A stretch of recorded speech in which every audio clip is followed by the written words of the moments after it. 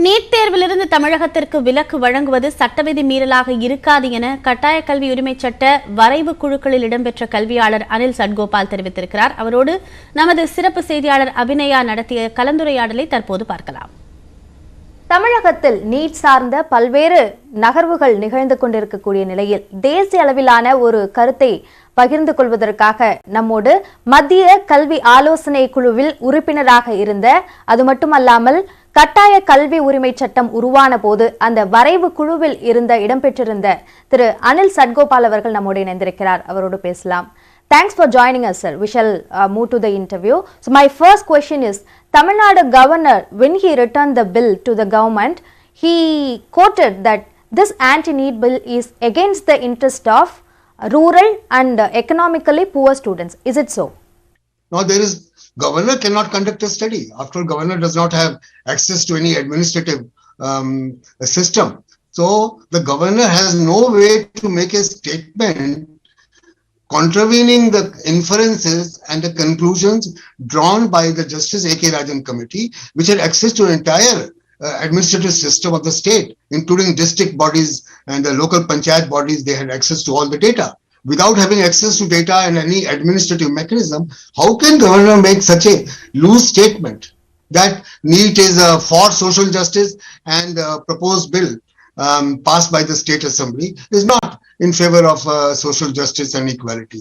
As per constitution, can a governor send back a bill? Yes, there is a provision in Article 200 where it says if the governor has any issues or has any suggestions to make, any governor wants the state assembly to reconsider the bill, then governor can return the bill with a message and with all the objection which the governor has. It can, and but it has to be done as soon as possible. Spending more than 4 months is not as soon as possible. So it's another violation of the constitution, Article 200. If the bill reached the president, how possible it is to get the approval from President of India? So education as a whole is entry number 25 in the concurrent list, and university education, higher education, including medical education, is in the state list also, both places, concurrent and state list. And it is under the state list that it says that starting a university or any higher education institution, and also regulating the higher education institution, and then closing the higher education institution. All these three roles belong to the state government. And regulation, as ordered by one of the Supreme Court order clarified, regulation includes admissions. The central government does have a role under the concurrent list. Now, if the central government passes an act, as it has under NEET Act passed by the central government through the parliament, it has to be followed by the state government also.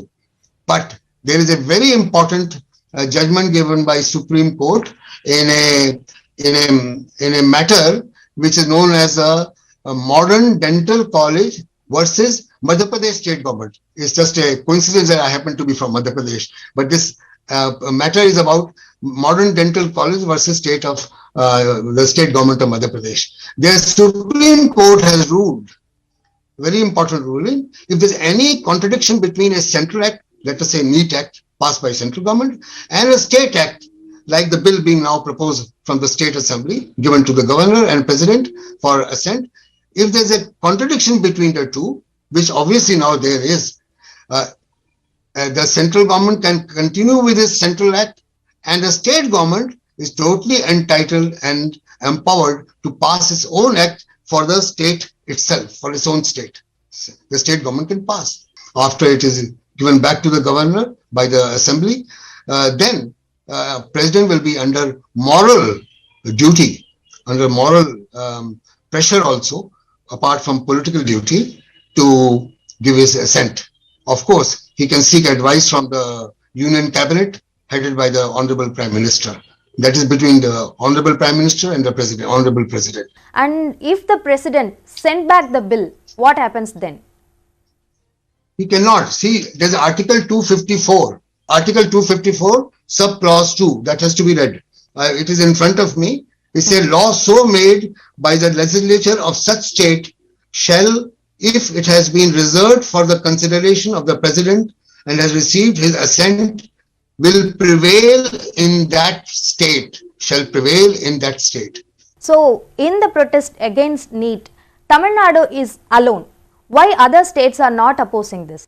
Because other states do not have the rich historical legacy of Tamil Nadu, the legacy of Ayodhi Thasar of 19th century, who fought against caste and caste discrimination for the whole of his life in 19th century. They do not have the legacy of Thantai Periyar, E.V. Ramasamy of the 20th century, who pioneered, conceptualized and led the great self-respect movement.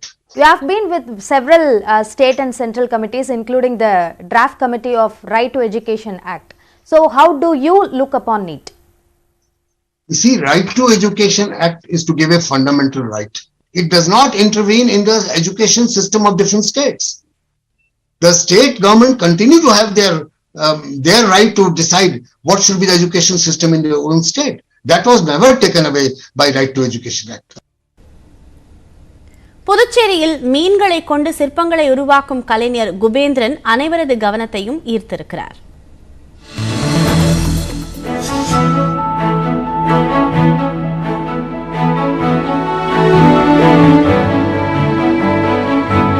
Puducherry Veerampattinam மீனவ கிராமத்தைச் சேர்ந்தவர் குபேந்திரன். மீனவரான இவர் கலைத்துறையில் 2 பட்டப்படிப்புகளை முடித்துள்ளார். ஓவியம் மற்றும் சிற்பக்கலைத்துறையில் இவர் 10 ஆண்டுகளுக்கு மேலாக தனது திறமைகளை வெளிப்படுத்தி வருகிறார். இவரது படைப்புகள் கன்னியாகுமரி முதல் தலைநகர் டெல்லி வரை காட்சிப்படுத்தப்பட்டுள்ளன. மீனவர்களின் வாழ்க்கை தாக்கத்தை ஓவியம் மற்றும் சிற்பங்களாக உருவாக்குவது குபேந்திரனின் தனி சிறப்பு.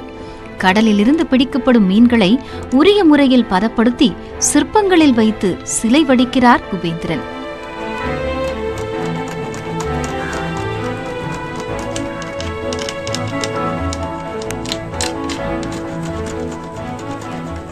வாழ்க்கை சூழலே மீனை சார்ந்து இருக்கிறதுனாலையும் அந்த உருவத்தின் மேலே மீன்களாகவே நான் பதிவு பண்ணியிருப்பேன்.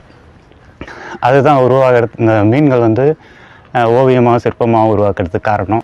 மீனை நம்ம பிடிக்கிறோம் அப்படின்ற அந்த எண்ணமே ஒரு வேட்டைக்கு சமமாக இருக்கும் அது.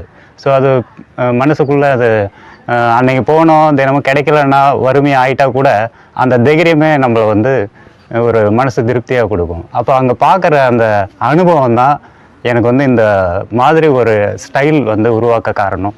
இவரது திறமையை பாராட்டி உள்ளூர் மக்கள் மீன்களால் ஆன சிலைகளை செய்வதற்கு ஆர்டர் கொடுத்துள்ளனர்.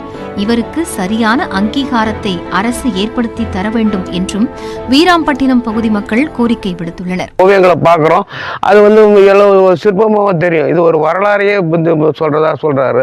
ரொம்ப அருமையாக இருக்குது, ரொம்ப கடின உழைப்பாளி. ஆனால் அவரை மாதிரி அதை இந்த அரசாங்கம் பயன்படுத்திட்டு அவருக்கு வேற நல்ல ஒரு பொறுப்பை கொடுத்து அவர் ஊக்கப்படுத்தி வேர்ல்டுக்கு உலகத்துக்கு அனுப்பி அவரை நல்ல பெருமைப்படுத்தணுன்றதுதான் என்னுடைய வேண்டுகோள். மீன்களை கொண்டு ஒரு சிற்பத்தை உருவாக்க 1.5 மாத காலம் தேவைப்படுவதாக கூறும் உமர் ஃபாரூக் இதுபோன்று வேறு எங்கும் பார்த்ததில்லை என்று வியந்து பாராட்டுகிறார். இந்த மாதிரி டேலண்ட் நம்ம ஊர்ல எங்கேயோ பார்த்ததில்லை, நம்ம பெங்களூர்ல கூட பார்த்ததில்லை. ஆனால் இந்த மாதிரி ஒரு டேலண்ட் வச்சுன்னு இவர் இங்கே இருக்கிறார் ரொம்ப தூரமாக. ஆனால் இந்த மாதிரி டேலண்ட்க்கு இந்தியாவில் ஃபுல்லாக ரெப்ரசன்ட் பண்ணோம். அப்போ தான் அவருக்கு ஃபேமஸ்க்காக இல்லை, பர்சனாலிட்டி ஃபேமஸ்க்காக இல்லை, ஆனால் அந்த டேலண்ட் எல்லாருக்கும் தெரியணும். குபேந்திரனின் கலை படைப்புகளை உள்ளூர் மக்கள் மட்டுமின்றி வெளிநாட்டவரும் பாராட்டி வாங்கிச் செல்கின்றனர். தமிழ்நாட்டு மீனவர்களிடமிருந்து பறிமுதல் செய்யப்பட்ட படகுகளில் 135 படகுகளை இலங்கை அரசு ஏலத்தில் விற்பனை செய்துள்ளது. புதுக்கோட்டை, ராமநாதபுரம், நாகப்பட்டினம் ஆகிய மாவட்டங்களிலிருந்து 2014 முதல் 18 வரை மீன்பிடிக்க கடலுக்கு சென்ற மீனவர்களின் 100க்கும் மேற்பட்ட படகுகளை இலங்கை அரசு சிறைபிடித்து அரசுடைமையாக்கியது.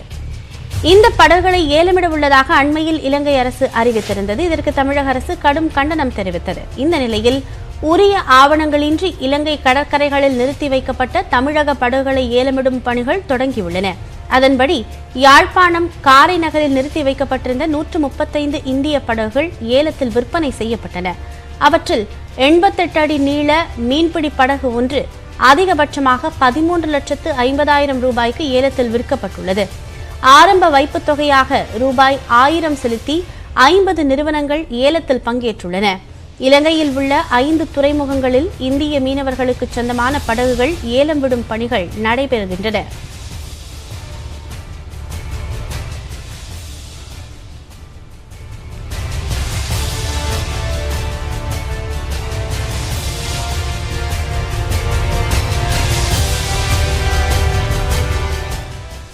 அண்மை செய்திகளுக்கு இணைந்திருங்கள். இது நியூஸ் 18 தமிழ்நாடு.